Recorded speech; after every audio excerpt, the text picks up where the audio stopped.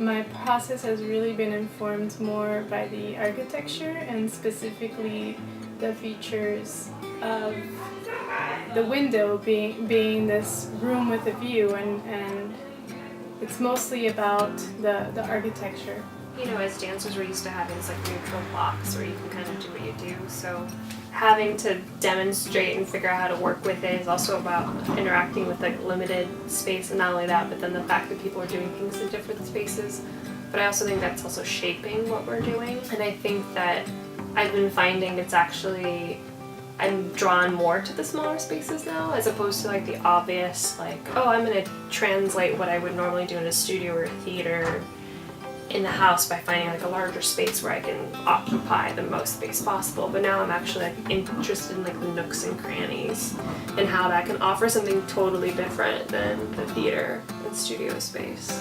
In addition to that, like I think I knew initially that I wanted to have something that would appear in different places, because I know that people will be floating around. So there's no way to control like, where people are going to be and how they see it. So I'm also thinking about how things can occur in different places, and that someone may only catch a moment of each of those things, and not necessarily the thing from beginning, middle to end like you would in a theater or something like that. So that's also kind of shaping it. And then also knowing that, you know, you can cycle through and repeat and maybe do different iterations in different places. And so I'm playing a lot with that and like moving around and being modular. Because the window only shows your body from the waist up,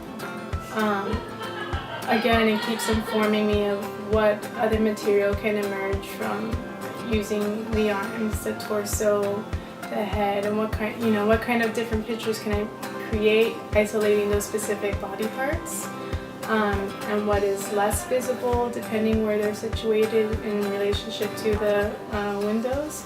So thinking about perspective and distance, each time I come here for rehearsal I get informed more and begin to edit things, or come up with new movement ideas that are coming directly from the dancers' bodies. It's their input movement-wise, and I'm just giving some improvisational structures to kind of surface movement from their idiosyncratic movements.